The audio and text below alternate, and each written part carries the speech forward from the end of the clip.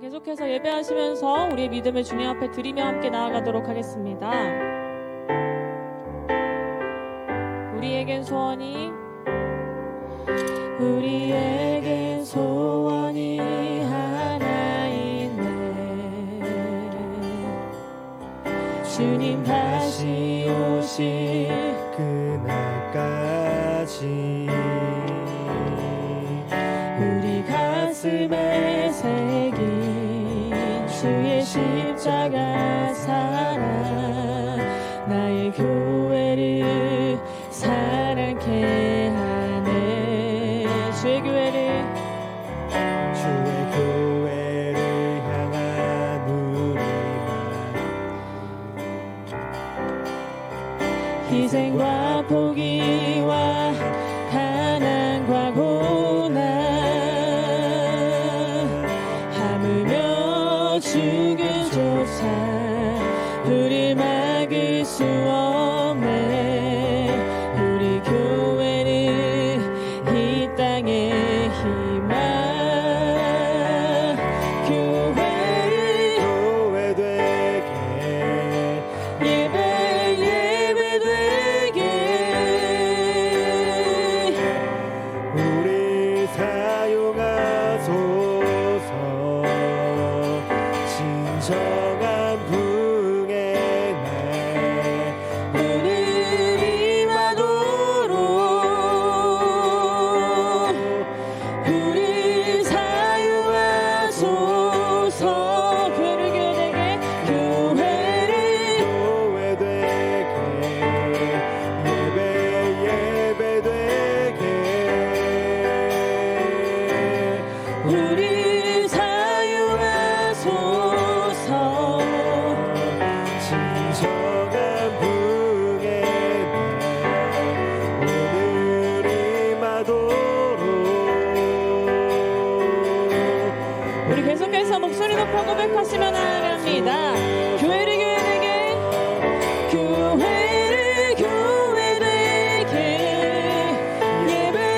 예배 되게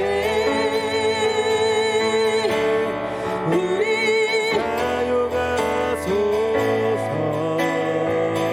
진정한 부흥의 날 오늘 임하도록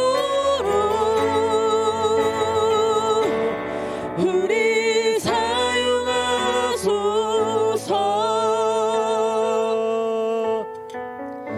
하나님, 제가 예배하며 나아갈 때 우리 가운데 있는 주님을 바라보지 못하는 것들이 있다면 그 모든 것을 내려놓고 주님의 말씀을 들으며 그 말씀으로 변화되는 삶을 경험하기를 간절히 소망합니다. 예배의 주인 되시는 주님, 모든 과정을 주님께 의탁드리오니 주여 아버지 모든 영광 받아 주시옵소서. 우리 가운데 은혜로 함께할 주시옵소서. 이 시간 예배의 주인 되시는 그 주님만을 높여드리며 감사드리며 모든 말씀 우리 주 예수 그리스도의 이름으로 기도드렸습니다. 아멘.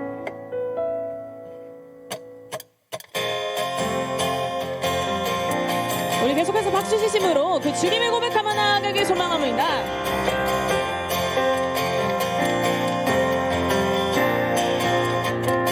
내가 예수 믿고서 제사함 받아 모든 것 다 변했네.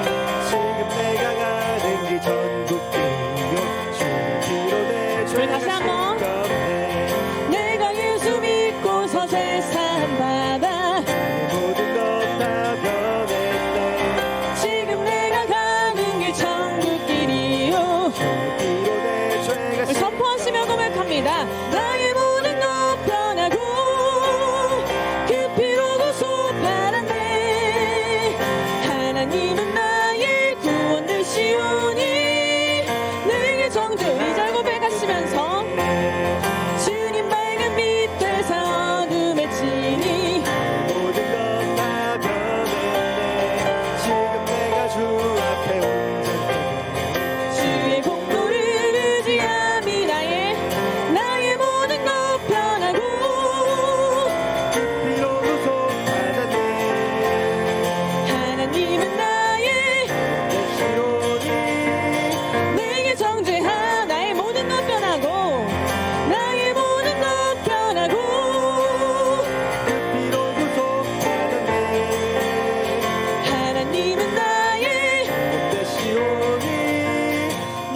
3절로 고백하시며 나아갑니다. 내게 성령이 임하고 그 크신 사랑 맘에 가득 채우며 모든 공포 내게서 지시니 우리의 삶이 변함을 다시 한번 선포하시면서 1절 고백하며 내가 예수 믿고서 죄사함받아 모든 것 다 변했네 지금 내가 가는 길 천국이요 주의 피로 내 죄가 씻겼네 나의 모든 것 변하고 그 피로 구속받았네 하나님은 나의 구원이시오니 내게 정죄함 나의 모든 것이 변하고 나의 모든 것 변하고 그 피로 구속받았네 하나님은 나의 구원이시오니 우리 존재의 변함을 고백하시며 나아갑니다. 나의 모든 것 변하고 그 피로 구속받았네 하나님은 나의 구원이시오니 우리 이 땅 가운데 마지막으로 선포하시며 고백합니다. 나의 모든 것 변하고 그 피로 구속받았네 하나님은 나의 구원 되시오니 내게 정죄함 없겠네 이 장도 주님만 높여드리며 나아갑니다. 아멘.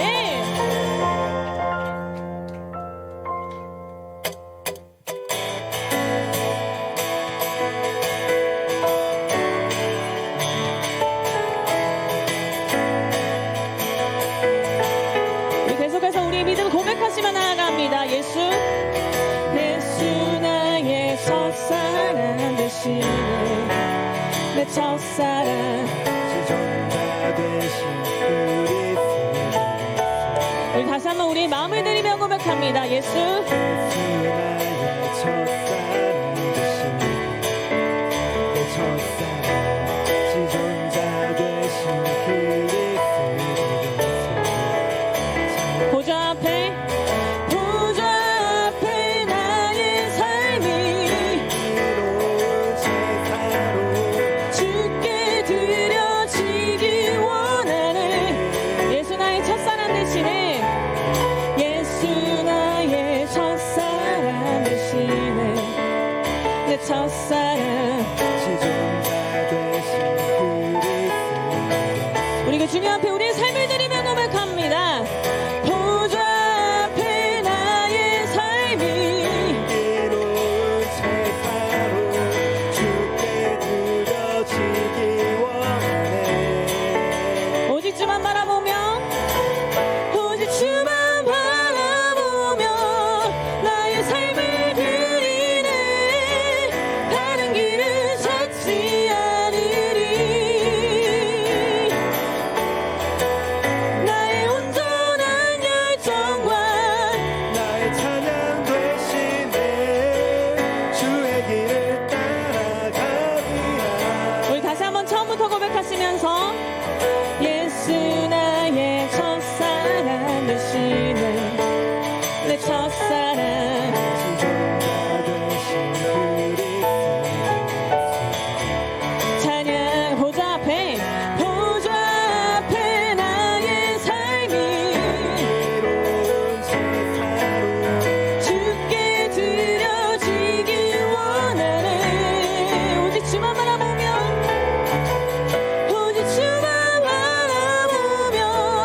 나의 삶을 드리네 다른 길은 찾지 않으리 나의 온전한 열정과 나의 찬양 되시네 주의 길을 따라가리라 오직 주만 바라보며 오직 주만 바라보며 나의 삶을 드리네 다른 길은 찾지 않으리 나의 온전한 열정과 나의 찬양 되시네 주의 길을 따라가리라 우리 마지막으로 선포하시며 고백합니다. 오직 주만 바라보며 나의 삶을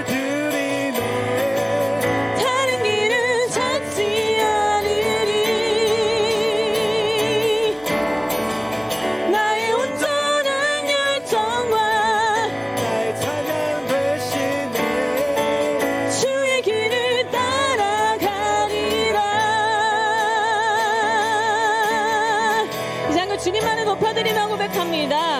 오직 주만 바라보며 나의 삶을 드리네.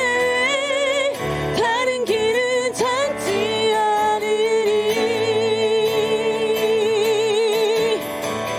나의 온전한 열정과 나의 찬양 되시네.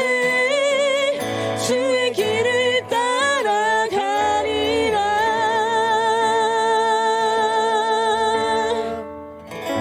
우리 앉아서 예배드리도록 하겠습니다.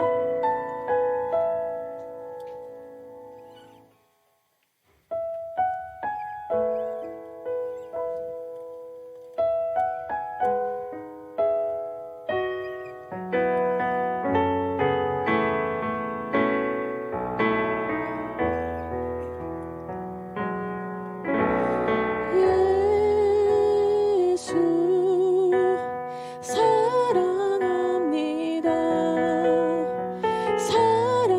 사랑합니다. 온 마음 다하여 오직 주님 한 분만 간절히 더 원합니다. 예수 사랑합니다.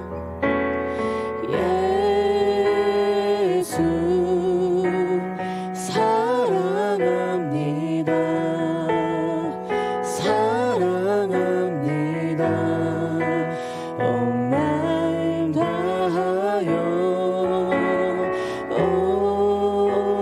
오직 주님 한 분만 간절히 더 원합니다. 넘쳐나네 넘쳐나네 넘쳐나네. 주를 향한 내 속에 갈망이 주님께로 날 이끌어 주소서. 주님을 더 원합니다.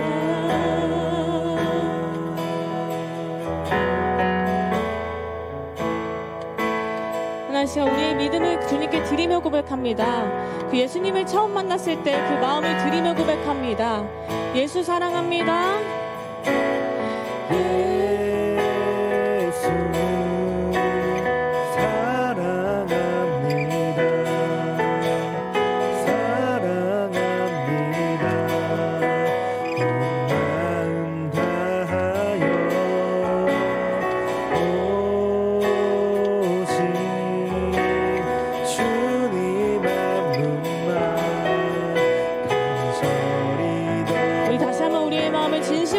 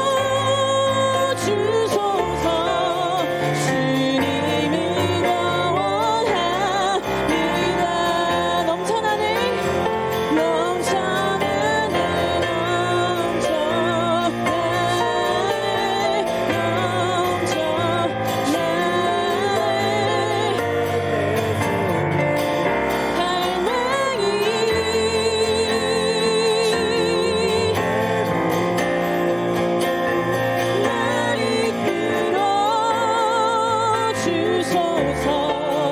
주님을 원합니다. 주님을 더 원합니다. 주님을 더 원합니다.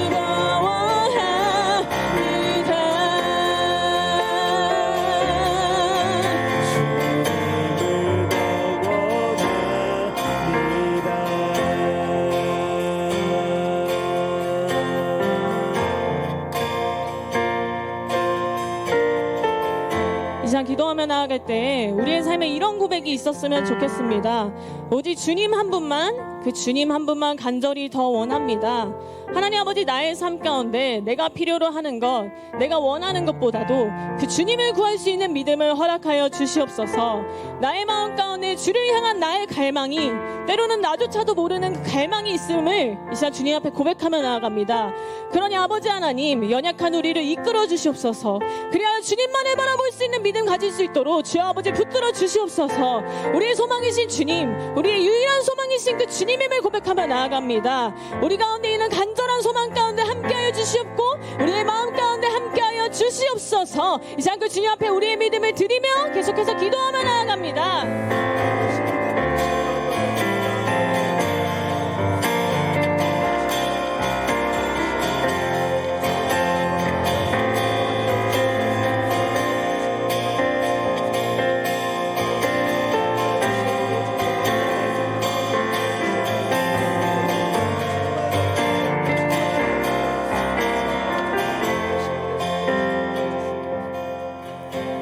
세상 만물의 창조자이시오 주권자 되시는 하나님 아버지, 지난 한 주간도 우리를 지키고 보호하여 주셔서 하나님을 예배하는 자리로 인도하여 주심에 감사와 찬양을 드립니다.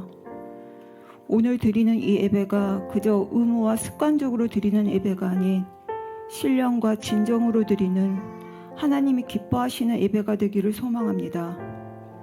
말씀과 기도보다는 세상에 헛되고 헛된 것을 더 의지하며 고난이 닥치면 쉽게 낙심하고 하나님을 원망하는 우리의 연약함과 믿음 없음을 고백하오니 하나님 용서하여 주시옵소서. 하나님께 기도했으나 아무 응답도 없다고 느끼게 되는 침묵의 시간들로 인해서 우리들의 마음이 흔들리고 낙심될 때가 있습니다. 그럴수록 더더욱 말씀을 부여잡고 무릎 꿇고 기도하며 우리가 찾아야 할 곳은 오직 하나님뿐임을 기억하고 하나님께 나아가는 자가 되기를 원하옵니다. 실제적으로 당장 우리 눈앞에 보여지는 어떠한 변화도 없을지라도 주위에 벌어지는 여러 사건들과 문제들을 바라볼 때 우리의 왜곡된 시선이 아닌 하나님의 관점으로 바라보게 하여 주시옵소서. 지나온 삶 가운데 하나님께서 나와 우리의 가정을 어떻게 인도하여 주시는지를 다시 한번 상기하며 우리의 삶 가운데 항상 함께 하신 하나님의 은혜의 흔적을 다시 한번 기억하게 하여 주시옵소서. 어느덧 우리의 입술에 사라진 감사가 회복되기를 원하오니 우리의 과거와 현재, 미래까지 아시는 전지전능하신 하나님을 의지하며 다시 믿음으로 일어서게 하여 주시옵소서. 세상의 모든 일은 하나님의 손 앞에 있음을 깨닫고 어떠한 상황에서도 하나님을 신뢰하고 의지하며 항상 선한 길로 인도하여 주시고 이끄시는 하나님을 의지하게 하여 주시옵고 하나님이 계시는 그 임재 가운데 있을 때 우리의 모든 전쟁이 끝나고 승리가 있음을 기억하게 하여 주시옵소서. 믿음으로 사는 교회와 성도들을 위해 기도합니다. 성령께서 주시는 풍성한 열매를 맺으며 전도와 선교에도 힘쓰는 교회 되게 하여 주시옵고 성도들의 삶 가운데도 성령 충만, 믿음으로 충만, 그리고 예수 그리스도의 사랑으로 충만케 하여 주시옵소서. 7월에 있을 후쿠오카 아우리치 일본 선교를 위해 기도합니다.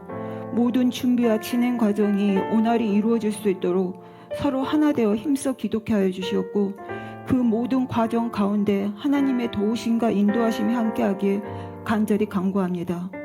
말씀을 전하신 김경훈 담임 목사님을 위해 기도하오니 지친 몸과 마음을 위로하여 주시고 영과 육을 더욱 강건케 하여 주시옵소서. 말씀을 준비하실 때도 성령께서 기름 부어주셔서 그 말씀에 능력을 더하여 주시고 그 말씀을 들을 때 우리가 새롭게 변화되고 복음의 진리와 사명을 다시 한번 깨우치는 시간이 되길 원합니다. 함께 사역하시는 고영룡 목사님, 교회를 위해 사역하실 때 맡겨진 그 일들 기쁨으로 감당케 하여 주시옵시고 그 가정에도 더 크신 하나님의 은혜로 채워주시옵소서. 이 시간 하나님의 임재를 간절히 원하옵니다. 세상의 염려와 근심, 모든 걱정 다 내려놓고 온전히 하나님께만 집중케 하는 시간이 되게 하여 주시옵소서. 이 한 주간도 오직 하나님만을 바라보며 살게 하여 주시길 간구하며 살아계신 우리 주 예수 그리스도 이름으로 기도드립니다. 아멘.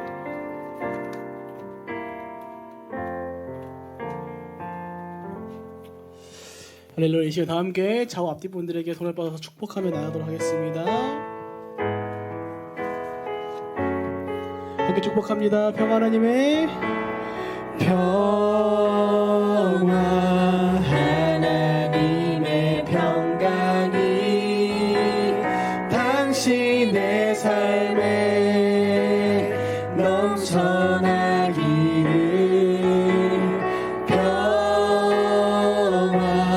하나님의 평강이 당신의 삶에 가득하기를 축복합니다.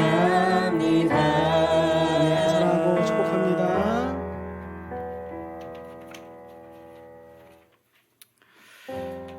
네, 우리 이어서 성경 봉독하도록 하겠습니다. 오늘 하나님께서 우리에게 주시는 말씀은 요한복음 4장 3절부터 19절까지의 말씀입니다. 저희 한 절씩 교독하도록 하겠습니다. 유대를 떠나사 다시 갈릴리로 가실새 사마리아를 통과해야 하겠는지라.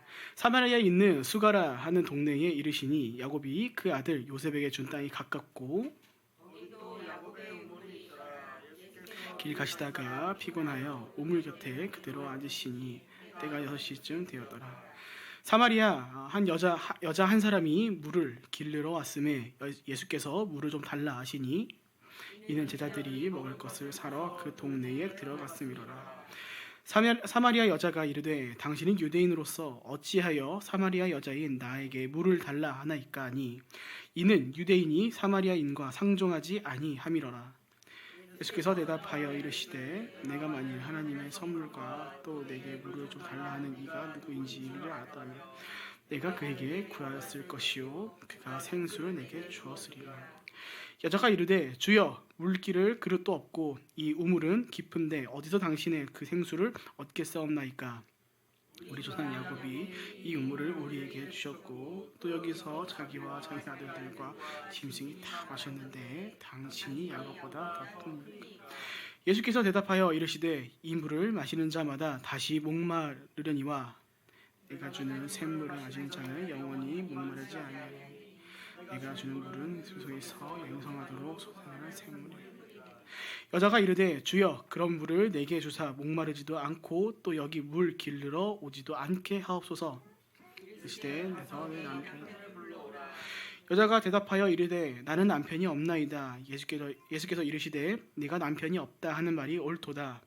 너에게 다섯이 있었고 지금 있는 자도 내 남편이 아니니 내 말이 함께 있습니다. 여자가 이르되 주여 내가 보니 선지자로소이다. 아멘. 이어서 우리 수요 성경독도 시작학기 수료식이 있겠습니다.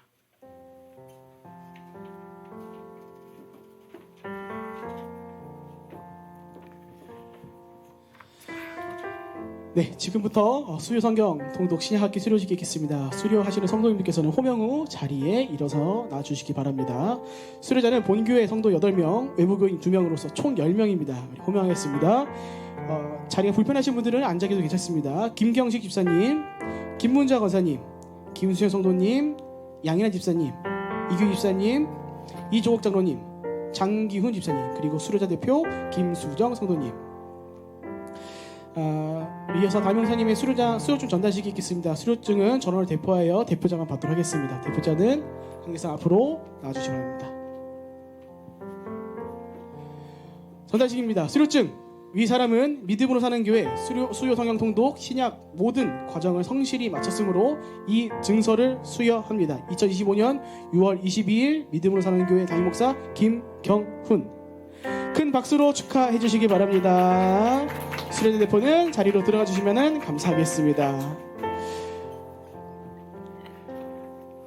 네, 아주 수고 많이 하셨습니다. 마지막에 제가 또 문제를 어렵게 많이 내어드려서 또 죄송한데 여러분 하여튼 끝나고 나면 은혜도 있어야 되고 또 영적인 지식도 남아 있으면 여러분이 어려울 때 그때 구약 성경 때 배운 그 말씀, 그 사람, 그 인물을 우리가 생각하며 또 이겨낼 수 있지 않겠습니까? 계속 우리가 봄, 가을에 여러 가지 다양한 것을 배울 예정이니 여러분 시간을 구별해서 함께 참여해 주시면 감사하겠습니다. 자, 교회 소식 몇 가지 좀 알려드리겠습니다. 다음 주일은 예배 후에 7월 6일이죠. 7월 6일 날은 예배 후에 아우리치를 위한 파송식이 있습니다. 이때 우리가 함께 기도하고 또 축복 기도하면서 그렇게 잘 다녀오라고 그렇게 하는 서로 이렇게 보내는 그런 시간을 우리가 가지도록 하겠습니다. 지난주 광고해 드렸지만 교회 사이트가 새롭게 개편됐습니다. 여러분 이제 홈페이지뿐만 아니라 지금은 SNS라는 어떤 플랫폼이 없으면 사람들과 소통하는 것이 사실 어려울 지경이잖아요. 그래서 우리 교회도 미디어 처치로서의 어떤 역할을 점점 하게 되는 그날이 오리라 생각합니다.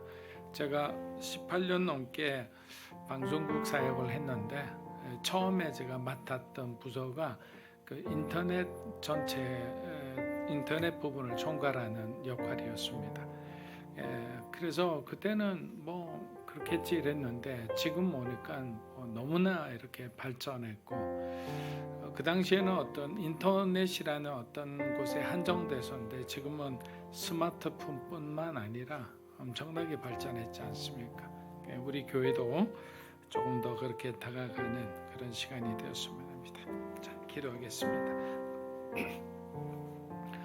하나님, 오늘도 은혜로운 말씀을 우리가 들으면서 참 예수님은 너무나 따뜻하시고 참 좋으신 분이라는 사실을 우리가 다시 한번 깨닫게 됩니다. 믿음은 바라는 것들의 실상이다.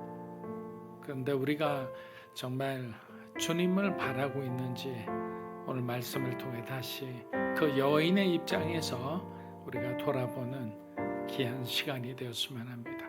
그래서 아직까지 주님을 인격적으로 우리가 만나지 못했다면 아니면 그 첫사랑을 잃어버린 채 마음속으로 방황하고 있다면 오늘 수가성 여인을 찾아오신 그 예수님을 우리도 다시 만나고 힘을 얻는 그런 귀한 시간이 되게 축복하여 주시옵소서.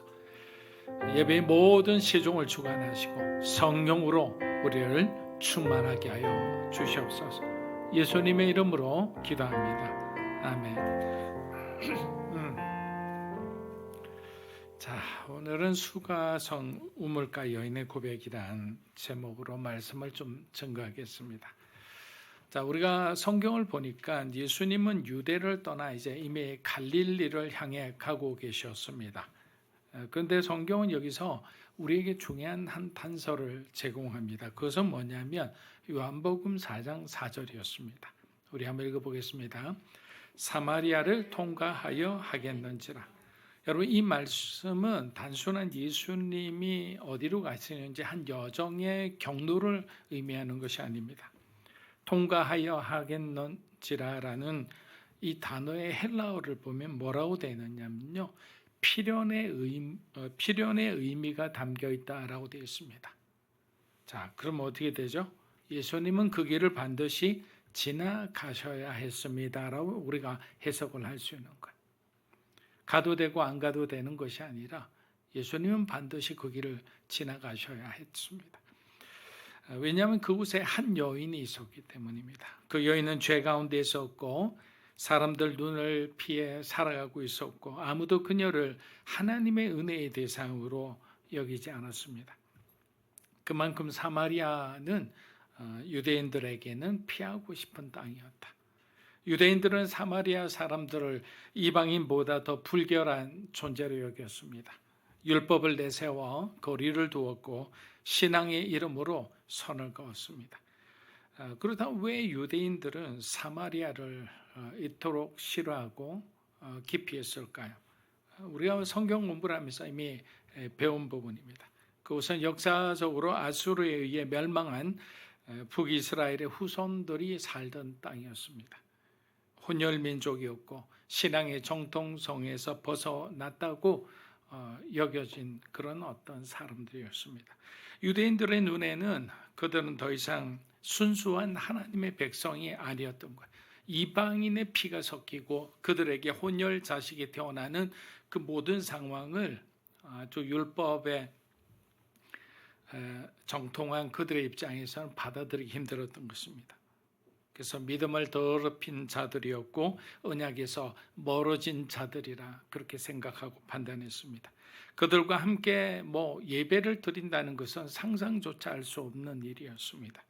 그래서 유대인들은 사마리아를 지나가는 길이 아니라 그것은 지워야 할 땅으로 생각했던 것입니다. 복음의 대상이 아니라 심판의 땅처럼 그렇게 취급했습니다. 율법으로 판단했기 때문에 복음은 사마리아 땅까지 퍼지지 못했습니다. 그러나 우리 주님은 어떤 분이십니까? 율법보다 크신 분이고 율법을 완성하러 오신 분이잖아요. 예수님은 거절당한 사람을 찾아가셨고 정죄받은 그 여인을 기다리셨습니다. 우리 사도행전 1장 8절 우리 한번 읽어보겠습니다. 너희가 권능을 받고 예루살렘과 온 유다와 사마리아와 땅끝까지로. 자, 여러분 복음은 어떻게 되죠? 예루살렘으로부터 시작된다 했습니다. 복음은 항상 가장 가까운 곳으로 여러분의 가족으로부터 시작됩니다. 하지만 거기서 끝나지 않습니다. 복음이 온전히 그 힘을 발휘하기 위해서는 반드시 넘어가야 하는 그 자리가 있는데 그것이 바로 사마리아라는 것이죠. 여러분 선교는 단지 먼 나라를 향해 가는 것이 아닙니다. 나를 흔들고 나를 불편하게 만들고 다시는 만나고 싶지 않는 내가 외면하고 싶은 그 사람들 향해 우리는 나아가야 할 때가 있습니다. 근데 예수님은 이 유대인들의 율법과 유대인들의 사고방식과 유대인들의 그 감정의 경계선을 넘어 사마리아 땅으로 가신 거예요. 사람들이 돌아가는 그 땅, 율법으로 판단되고 버림받은 그 민족, 바로 그곳으로 예수님은 터벅터벅 가신 거예요. 왜냐하면 예수님은 중요한 부분입니다. 유대인들만을 위해 오신 분이 아니셨기 때문입니다. 예수님은 사마리아인을 위해서도 오셨고 그들이 말하는 야만족 같은 그 사람들 위해서도 오셨고 동방의 이 아시아 땅에 이름 모를 이 한국이라는 나라의 사람들을 위해서도 오신 거예요. 수가성 여인이 복음을 먼저 요청한 것은 아닙니다. 그녀는 자신의 과거를 들키고 싶지 않았기 때문입니다. 삶의 부끄러움을 듣고 그저 오늘도 그냥 하루하루 살아남기 위해 우물가로 온 그 사람인 거예요. 그러나 예수님은 바로 그 사람을 기다리고 계셨던 거예요. 주님은 그녀가 그 시간이 올 것을 아셨고 그녀의 상처와 수치 그리고 그녀의 그 죄의 무게 또한 잘 알고 계셨습니다. 그럼에도 불구하고 그녀를 향해 말씀하신 거예요. 여러분 복음은 바로 이렇게 시작하는 거예요. 복음은 가장 내가 피하고 싶은 사람을 향해 가장 불편한 장소를 향해 먼저 걸어가신 그 예수님의 발걸음에서 시작되는 거예요. 그럼 예수님이 그렇게 걸어가셨고 예수님이 그런 그 당시에 정말 치부시한 불가촉 천민 같은 그런 사람을 향해 나아가셨다면 저와 여러분은 어떻게 되죠? 예수님이 가셨던 그 길을 우리도 가야 되는 거예요. 예수님이 말을 먼저 건네셨던 것처럼 우리도 정말 사회적으로 정말 비난받는 그 사람을 향해서 복음을 들고 나아갈 수 있어야 하는 거예요. 그런데 우리가 복음의 감정을 집어넣기 시작하면 복음이 되지 못하는 거예요. 나하고 다른 것을 인정하지 못한 내 마음이 지금 마음속에 가득한데 그 사람에게 복음을 전한다는 것은 불가능해요. 그냥 복음을 전하는 흉내와 어떤 그냥 겉모습을 하는 그런 어떤 퍼포먼스에 불과한 거죠. 예수님은 모든 사람들이 피하고 싶은 땅 사마리아를 향해 그렇게 걸어갔습니다. 주님은 우연히 그 길을 택하신 것이 아니라 했습니다. 그 길은 하나님 아버지의 뜻이었고 성령의 인도였고 은혜로 가는 그러한 길이었습니다. 그리고 이 짧은 만남 속에서 우리는 복음이 우리에게 어떻게 다가오고 우리를 어떻게 변화시키는지를 우리가 함께 살펴보면 좋겠습니다. 자, 그럼 어떤 변화가 일어났나? 첫째, 복음은 피로에 지친 일상 속에 우리에게 조용히 찾아온다라는 거예요. 뭐 특별한 어떤 기적 같은 일들에게만 찾아오는 것이 아니라 우리 일상 속에서 복음을 우리는 마주하게 된다. 수가성 여인은 그날도 물을 기르러 나왔습니다. 특별한 기대가 있었던 것도 아니고 다른 사람과 마주치고 싶은 그런 마음도 없었습니다. 여러분들이 그 여인의 마음속으로 한번 들어가 보십시오. 만사가 귀찮을 거예요. 사람들의 시선도 부담스럽기에 가장 더운 시간, 사람들이 나오지 않는 그 시간 그녀는 혼자 우물가로 향했던 겁니다. 물론 어떤 부분들은 요한복음의 시간과 공간복음의 시간 자체가 틀려서 그녀가 나온 시간은 오전 6시다라고 그렇게 말하는 사람들도 있습니다. 그런데 만약에 오전 6시라면 왜 그녀 혼자 있었을까요? 많은 사람들이 더위를 피해 아침부터 아마 물을 기르러 나왔을 겁니다. 그래서 뭐 어느 것이 맞는지는 몰라도 일단 우리는 대부분의 사람들이 해석하는 전통적인 해석에 기반해서 이해를 하시면 좋을 것 같습니다. 복음은 그렇게 우리가 피하고 싶은 그 자리에 어느새 다가와 있었던 거예요. 여러분이 구원받았을 때로 생각해 보세요. 어느 순간 갑자기 복음을 듣고 내가 예수를 믿어야 되겠다, 내가 교회를 가야 되겠다라는 것이 아니라 어느 순간 복음은 여러분 곁에 이미 한참 전에 와 있었고 스며들듯이 우리 안에 스며들어가 우리 안에 거부감 없이 예수님을 받아들이도록 그렇게 한 거예요. 예수님은 여인에게 말씀하셨습니다. 물을 좀 달라. 여러분 그 뜻밖의 말에 여인은 적잖이 놀라 예수님께 이렇게 되묻습니다. 뭐라고 했습니까? 당신은 유대인인데 어찌하여 사마리아 여자인 나에게 물을 달라 하십니까? 라고 합니다. 우리가 보통 기억하는 예수님은 어떤 분이십니까? 여러분에게 예수님은 어떤 모습이 가장 기억되십니까? 보통 우리가 기억하는 예수님은 십자가의 주님이십니다. 하지만 이 장면 속에 예수님은 고된 하루 한복판에서 말없이 우리를 기다리시는 그러한 주님의 모습으로 다가옵니다.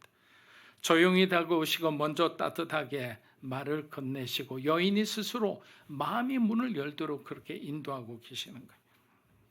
예수님은 단지 물 한 모금이 필요하셨던 것이 아닙니다. 그분은 대화를 통해 그녀의 시선을 조금씩 돌리는 거예요. 여러분, 우리가 대화를 할 때 내 상처에만 집중되어 있으면 그 사람하고 대화할 때 굉장히 큰 벽을 우리가 느끼게 되죠. 그래서 예수님은 어떻게 됐냐? 상처에 집중하고 자신의 부끄러움에 집중해서 사람들로 하여금 마음의 문을 차단한 그녀에게 예수님은 지혜의 말씀으로 천천히 그 시선을 복음으로 돌리게 그렇게 인도하신 거예요. 요한복음 4장 14절에서 마침내 주님은 이렇게 말씀하십니다. 읽어보겠습니다. 내가 주는 물을 마시는 자는 영원히 목마르지 아니하리니 내가 주는 물은 그 속에서 영생하도록 솟아나는 샘물이 되리라. 수가성 여인의 입장에서 무엇을 보았을까요? 자기의 어떤 육체적 그리고 어떤 삶의 결핍만을 보았겠죠. 그런데 예수님은 그녀 안에 감추어진 본질적인 더 깊은 그 갈증과 결핍을 보셨던 겁니다. 그래서 예수님께서는 뭐라고 말씀하셨어요? 단지 이것은 물이 부족하거나 환경이 힘들어서 난 갈증이 아니라 우리 존재 자체가 하나님이 없을 때 느끼는 그러한 공허함임을 알게 된 거예요. 그래서 사람은 만족을 추구하면서도 정작 무엇이 우리를 만족시킬 수 있는지 모른 채 끊임없이 우리는 엉뚱한 것을 붙잡으며 그렇게 가는 겁니다. 이 갈증은 뭐 돈도 아니고 관계도 아니고 성공도 아니고 인정도 아닙니다. 이것으로 또 메꿔지지도 않아요. 그래서 더 갈급하고 더 지쳐가는 거예요. 오늘도 누군가는 그 공허함을 감추며 살아갑니다. 일터에서 성취함으로 뭔가를 우리가 채우려 하고, 밤이 되면 우리는 늘 외로움 속에서 우리가 하루하루를 그냥 버티며 살아갈 때가 있습니다. 그러나 예수님은 뭐라고 말씀하셨습니까? 그렇게 정말 주님을 인격적으로 만나지 않고 주님이 주인 되지 못한 사람의 삶은 바로 이 여인처럼 빗나가는 삶인 거예요. 정확한 길을 가는 삶이 아닌 거예요. 그래서 예수님이 내가 너에게 주는 물을 마셔라 라고 말씀하신 거예요. 그러면 네가 그토록 감추려 했던 목마름이 비로소 멈추게 되리라.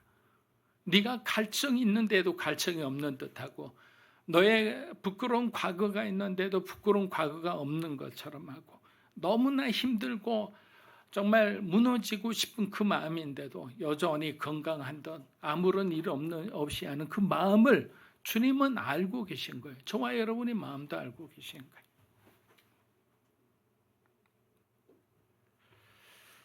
복음은 그렇게 우리의 지친 영혼을 찾아옵니다. 복음은 단지 우리의 삶을 윤택하게 하는 어떤 로또 복권에 당첨되듯이 그렇게 보여지는 삶을 윤택하게 하는 것만이 아니에요. 우리 영혼 깊은 곳에 갈증을, 그 외로움을, 그 허무함을 들춰내고 그 자리에 그리스도의 생명으로 부어넣는 거예요. 그래서 우리에게 죽어가던 영혼에 예수 그리스도의 생명의 피가 우리 안에 들어와서 우리를 새롭게 뒤집고 우리의 생각을, 우리의 마음을, 우리의 가치관을 그렇게 해서 하나님이 원하시는 사람으로 바뀔 때 여러분의 행동과 여러분의 삶은 달라지게 될 거예요. 그래서 수가성 여인에게 보여주신 것은 어떤 단순히 물에 대한 이야기가 아니라 죽어가던 한 사람이 영원히 살아나는 그 놀라운 기적의 이야기였던 겁니다. 자, 둘째는 뭐냐? 복음은 우리가 가장 숨기고 싶었던 과거를 마주하게 한다. 여러분, 그래서 저도 숱하게 경험했지만 복음을 여러분들이 받아들이게 되잖아요. 여러분들이 은혜를 받기 시작하면 어느 정도 하나님이 허니문 길을 주실 거예요. 그런데 그 다음에 어떻게 되느냐면 내가 깨어지는 시간이죠. 왜? 하나님의 사람으로 우리가 변하고 그렇게 만들어지기 위해서는 기존에 있는 그 모든 우리의 어떤 입었던 옷들을 벗어야 되는 거예요. 그래서 우리가 남자들이 군대 갔을 때 처음에 훈련소에 들어가요. 그럼 훈련소 가면 조교나 그 교관들이 가장 많이 하는 말이었어요. 뭐냐면 사제 민간인의 때를 벗겨야 된다. 그래서 너희들이 비로소 군인이 될 수 있다라면서 엄청나게 훈련을 시켜요. 정신력이 아주 제로에까지 갈도록 미치기 직전까지 훈련을 시키는 거예요. 왜냐? 내가 군인이 됐다라는 것을 인식시킬 때까지. 그렇지 않으면 여전히 민간인의 어떤 생각으로 그 의지로 이렇게 군대에 있어서는 전쟁이 나면 도망가기 바쁜 거예요. 여러분, 예수님은 그녀의 모든 상황을 알고 계셨지만 그녀의 지난 사랑, 실패한 결혼, 그리고 부끄러운 동거 다 알고 계셨어요. 그럼에도 예수님은 먼저 그녀의 과거를 들추지 않으셨습니다. 이것을 제가 예전에 뭐라고 말씀했냐면 지혜의 말씀의 은사라고 그랬어요. 지식의 말씀의 은사는 성경에 있는 은사입니다. 지식의 말씀의 은사는 기도하는 가운데 그 사람의 아픔을 놓고 기도했을 때 그 사람의 죄가, 그 사람의 아픔이 뭔지를 나에게 하나님이, 성령님이 알려주는 거예요. 그 알려주니까 어떻게 됩니까? 그것을 알고 하나님께서 깨닫게 주신 그 어떤 말씀대로 내가 지혜롭게 행하니까 그 사람이 변하게 되는 거예요. 위로를 받는 거예요. 근데 알지도 못하고 그 내용만 안다 해서 그래, 나는 너 알고 있어. 너 남편이 5명이잖아. 그동안 너 부끄럽게 생활했잖아. 이렇게 지적하듯 정죄하듯 하시지 않았다는 거예요. 왜? 사랑은 무리하지 않기 때문에. 여러분, 사랑은 무리하지 않습니다. 그리스도인은 무리하지 않습니다. 왜? 하나님의 사랑을 받은 사람은 절대로 무리하지 않아요.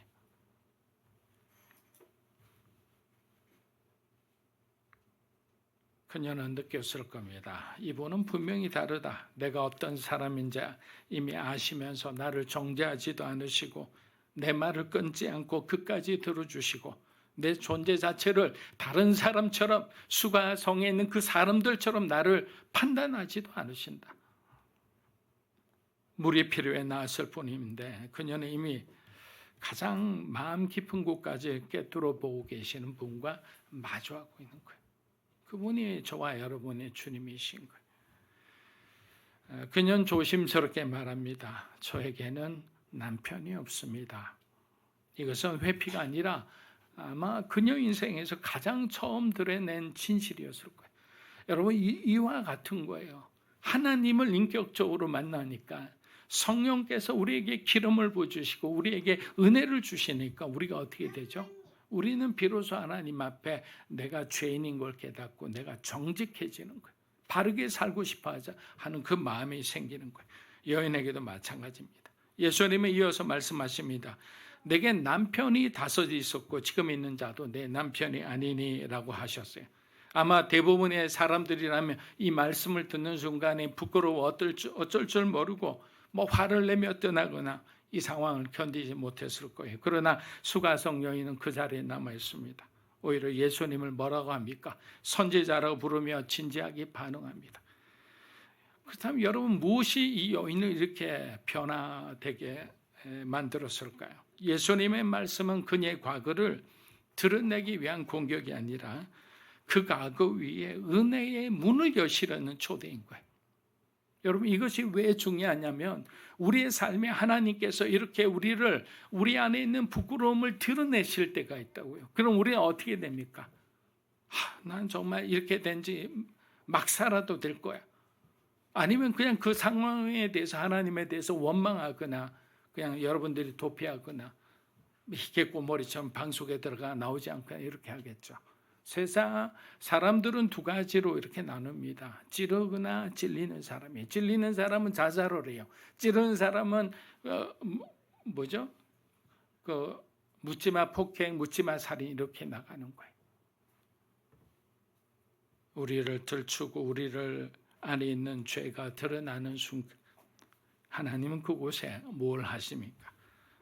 복음의 빛을 비춰주시는 거예요. 사랑의 빛을 비춰주시는 거예요. 여러분, 이것이 하나님이 우리를 치유하는 방식입니다. 사랑하는 여러분, 우리는 누구나 감추고 싶은 과거가 있습니다. 말하지 않지만 내 자신만 알고 있는 죄가 있죠. 반복되는 실패, 기억에서조차 지우고 싶은 그 부끄러운 그 과거의 순간들. 어느새 그것이 이 모든 상처와 기억들이 모여서 마치 나의 어떤 정체성을 만들어가는 것 같은데 분명히 말씀드리자면 이것은 하나님이 주신 정체성이 아니에요. 하나님은 여러분들이 하나님 안에서 누리는 그 새 생명을 마음껏 누리며 기뻐하고 감사하며 자유롭고 그 주님이 원하시는 그런 행복하고 기쁜 삶을 누리기를 원하는 거예요. 과거의 어떤 죄 가운데 매여서 어찌할 바를 모르고 그 순간마다 그 기억과 그 장면 때문에 괴로워하고 고통스러워하며 그 저주 가운데 있기를 원하지 않는 거예요. 여기서 말하는 것은 그 여인에게 그것을 분명히 말하는 거예요. 물론 네가 그 과거에 실패를 했고 네 어떤 삶의 어떤 무게가 너를 그렇게 만들었을 수도 있지만 이것은 너의 정체성이 아니다라는 거예요.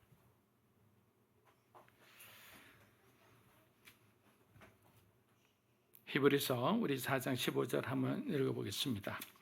우리에게 있는 대제사장은 우리의 연약함을 모든 일에 우리와 똑같이 시험을 받아 지는데 죄는 없어요. 여러분, 하나님은 우리의 과거를 다 알고 계시죠. 그럼에도 불구하고 뭐라고요? 중요한 것은 우리를 부르신 거예요. 고린도전서 1장 25절부터 우리는 여러 번 읽었어요. 연약한 자, 멸시받은 자, 천한 자, 이 모든 사람을 하나님이 사용하셔서 있는 자를 부끄럽게 하신다고 그랬어요. 하나님이 얼마나 위대하신지 아신다고 그랬어요.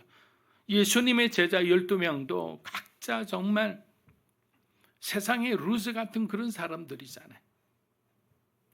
하나님이 쓰시는 것은 우리가 어떻게 준비된 것이 아니라 하나님이 선택하신 후에 하나님의 사람으로 그렇게 만들어 가시는 거예요. 지금의 오늘의 여러분을 너무 실패자로 생각하지 않았으면 합니다.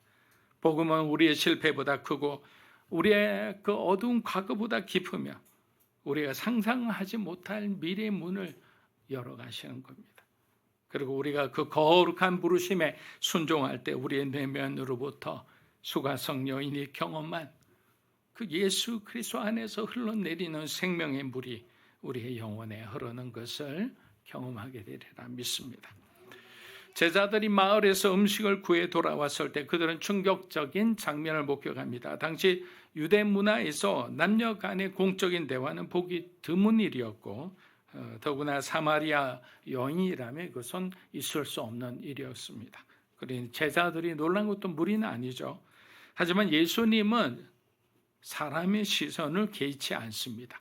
하나님의 일을 할 때 주변에서 무엇인가 웅성웅성 반드시 됩니다. 우리가 선교할 때 여러분의 삶에 영적인 공격들이 반드시 있을 수 있는 거예요. 개의치 마십시오, 여러분. 그것에 여러분들의 감정을 실을 필요도 없는 거예요. 왜? 하나님의 일을 할 때는 항상 주변이 시끄러울 수밖에 없어요. 왜? 그 일을 통해서 어떤 사람이 회복될지 사단과 하나님은 다 알고 계시기 때문에. 그래서 예수님에게 중요한 것은 오해받지 않는 그런 경건함이 아니라 한 영혼을 향한 하나님의 구원의 열정이었던 거예요. 바로 그 순간 여인은 결단합니다. 그녀는 물동이를 버려두고 마을로 막 달려갑니다. 그리고 예수님에 대해서 전하는 거예요. 요한복음 4장 28절입니다. 여자가 물동이를 버려두고 동네로 들어가서 사람들에 이르되, 여러분 이것은 단순한 행동이 아닙니다. 그녀가 매일 같이 짊어졌던 물동이 그것은 단지 생활의 도구가 아니라 숨고 싶었던 그녀의 현실과 고단한 일상의 상징이었습니다. 그런 그녀가 물동이를 이제는 내려놓고 달려간 거예요. 왜 그랬을까요? 더 이상 그 무게가 그 자신의 삶을 규정하도록 두지 않겠다는 그녀의 결단인 거예요. 제가 말씀드렸잖아요. 그 물동이는 자기의 정체성처럼 느껴졌어요. 사람들 피하고 정말 여름에 그 한낮에 그 40도 50도는 그곳에 자기 혼자 있어야 됐잖아요. 실패자처럼 느껴졌어요. 아니 그보다 더 중요한 것을 발견했기 때문입니다. 그것은 바로 복음인 거예요. 복음을 발견하고 복음을 은혜를 받으니까 이제는 그 누구도 피할 사람이 없고 오히려 복음 속으로 들어간 거죠. 그러나 예수님의 말씀, 자 요한복음 4장 29절 30절 한번 읽어보겠습니다. 내가 행한 모든 일을 내게 말한 사람을 와서 보라. 이는 그리스도가 아니냐. 그들이 동네에서 나와 어떻게 됐습니까? 전하니까 사람들이 그녀가 전하는 말에 요동했고 그리고 예수님을 보러 달려 나온 거예요. 요한복음이 이렇게 증언합니다. 요한복음 4장 39절입니다. 여자의 말로 말미암아 많은 사마리인이 예수를 믿더라. 여러분 놀랍지 않습니까? 한 여인의 변화가 공동체의 변화로 이어진 거예요. 복음이 이렇게 생명력이 있습니다.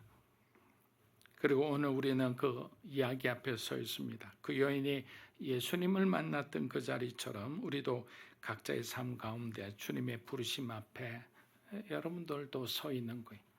그런데 이 한 가지만 분명히 하십시오. 예수님은 우리의 구원자시며 전능하신 하나님이시다. 그분이 나를 부르셨다면 나는 더 이상 망설이지 않고 수가성 여인처럼 내가 붙들고 있던 것을 내려놓고 그분을 따르기만 하면 되는 거예요. 마지막 우리 성경 구절 한번 읽어보겠습니다. 요한복음 4장 39에서 41절입니다. 여자의 말이 내가 행한 모든 것을 그가 내게 말했다 증언하므로 그 동네 중에 많은 사람이 예수를 믿는지라. 사마리아 여인들이 예수께 와서 자기들과 함께 유하시기를 청하지. 여기서 예수의 말씀으로 말미암아 결국에는 예수님의 말씀으로 말미암아 믿는 자가 더욱 많아졌다. 한 여인의 고백에서 시작된 일이 예수님의 말씀으로 온 마을을 변화시켰습니다.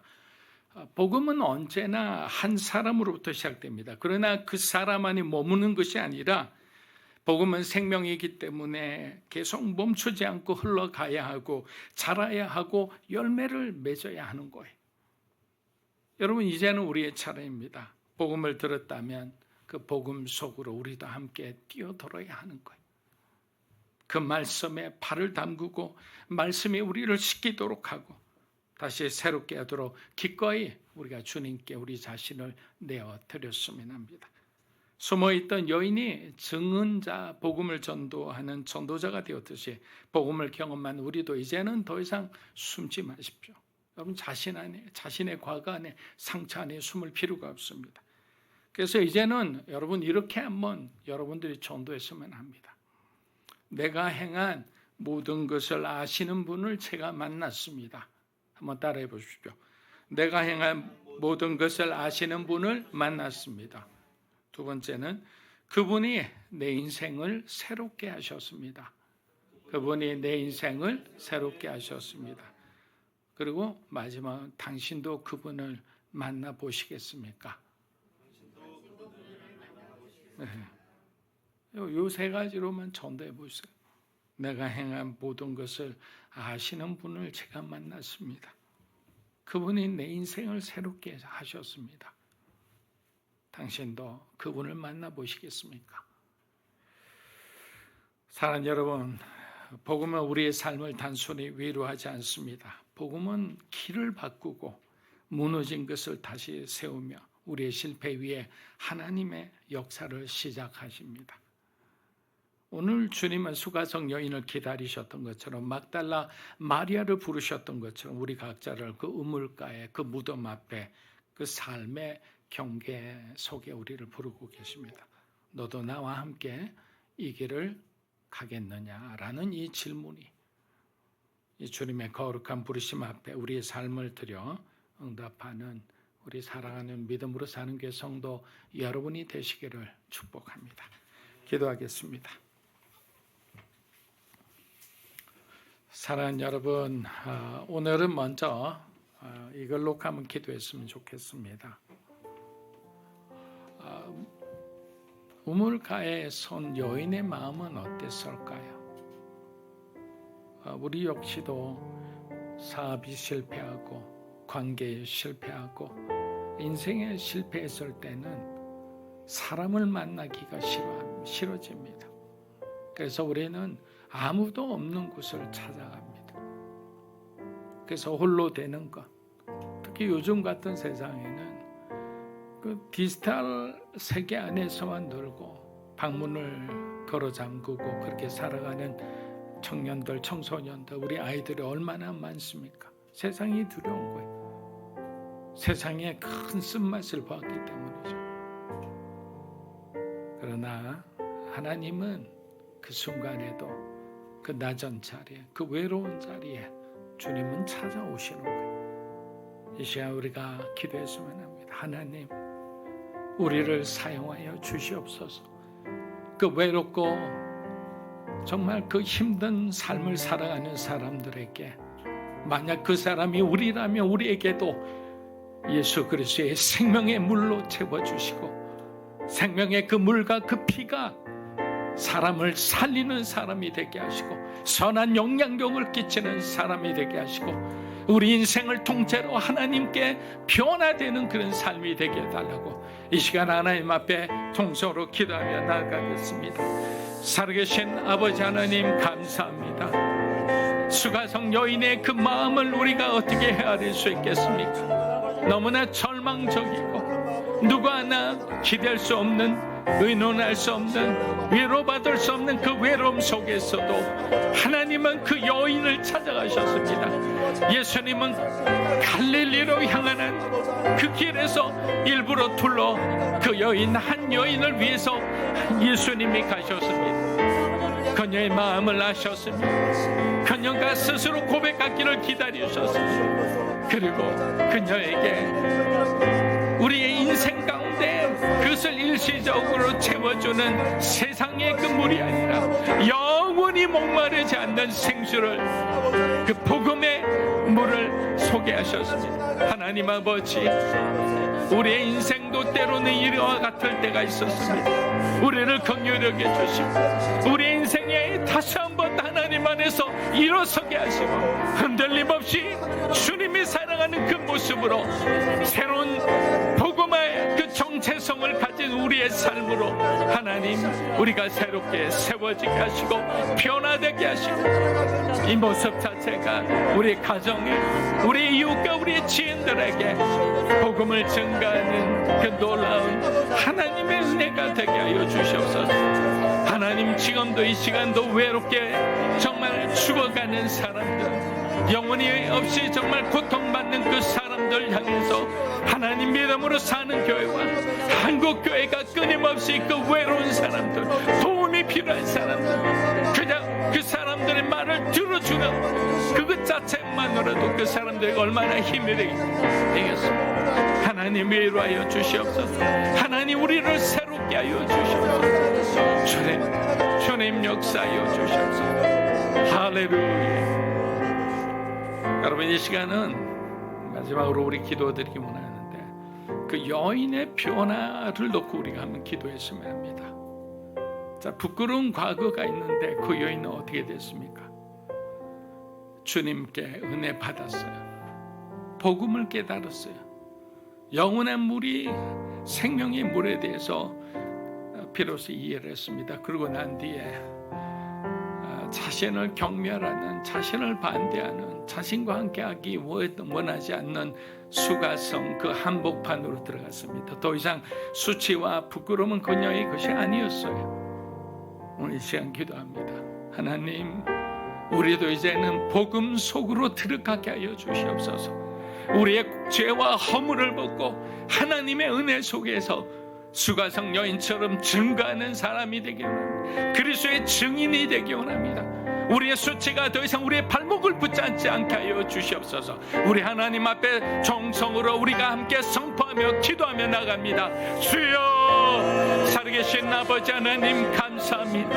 한 여인의 이 변화가 그 공동체에 얼마나 놀라운 영향력을 미쳤습니까? 하나님, 우리 안에는 우리의 수치와 우리의 부끄러움을 내세우지 않고 그것 때문에 우리가 발목이 잡혀 어찌할지 모르고 정말 한 걸음도 내딛지 못하며 그렇게 살아올 때가 많습니다. 하지만 우리는 은혜 받은 사람입니다. 하나님께서 우리의 죄를 용서하셨습니다. 사람이 무엇이 중요하겠습니까? 당당하게 하여 주시고 다시 한번 하나님 안에서 믿음으로 일어나게 하시고 하나님께서 우리에게 보내시는 그곳으로 가서 우리가 말씀에 순종하여 예수 그리스도께서 우리를 새롭게 해주시고 우리를 변화시켜 주셨습니다. 우리를 축복하셨습니다. 이제는 우리는 그리스도 안에서 새 사람이 되었습니다. 하나님께서 우리에게 영원한 천국을 선물로 주셨습니다. 하나님, 선포하고 또 선포하고 또 선포하게 하여 주셨소서. 그래서 그 중간집에 있던 어찌할 바를 모르는 그 인생을 하나님 변화시켜 주시고 흔들리지 않는 굳건한 믿음 안에 우리가 똑바로 서 있게 하여 주시옵소서.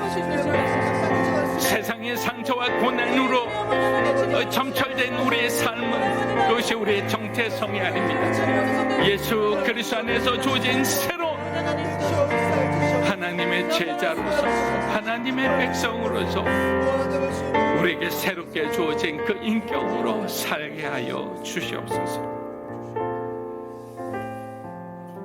주님, 감사합니다. 하나하나 우리가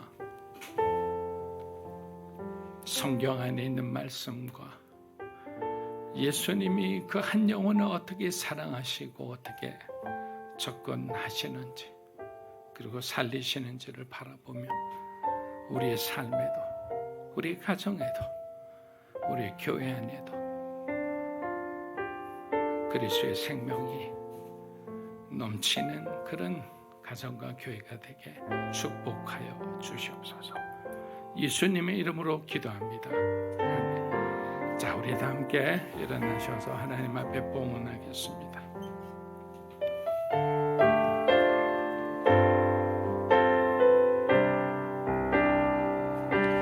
주님 내가 여기 있사오니 나를 보내소서. 나의 맘 나의 몸 주께 드리오니 주 받으옵소서.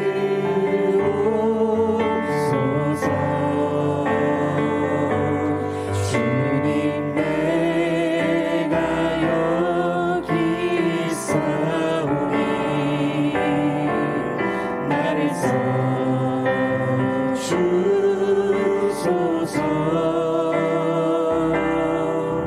가진 것 모두 다 주께 드리오니 주 받으옵소서.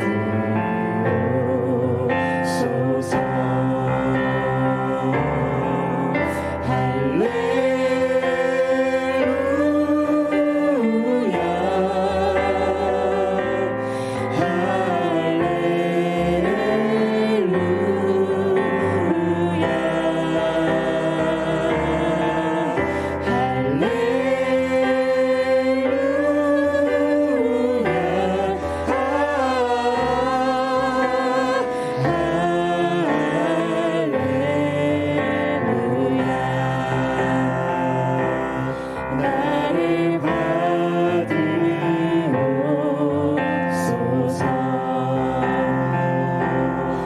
나를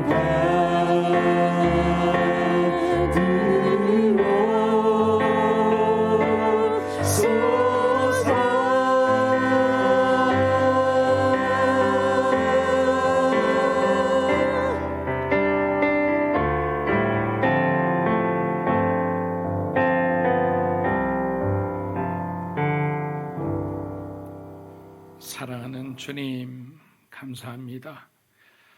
지난 한 주간도 우리 사랑하는 성도들의 삶의 자리를 복되게 하시고 열심히 일하고 노력하는 성도들의 삶을 축복하시고 가장 선한 길로 또 복음의 생명으로 충만하게 채워주심에 감사드립니다.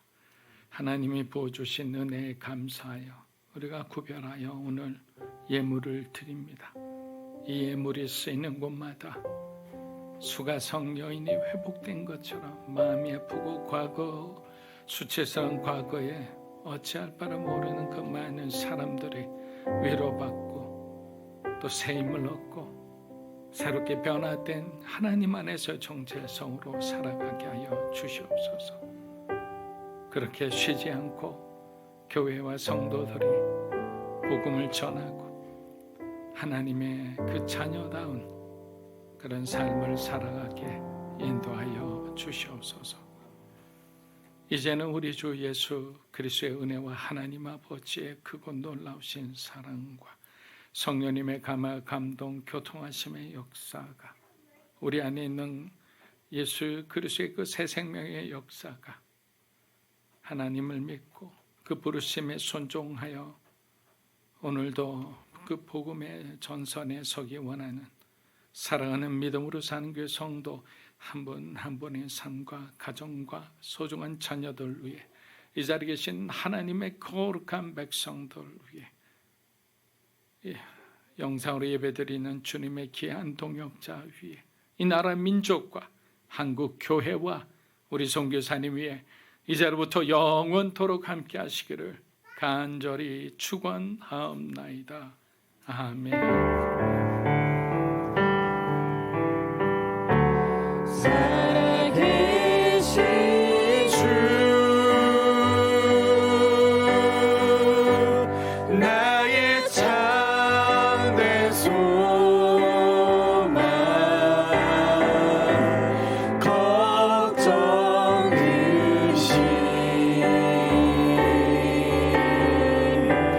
전혀 없네.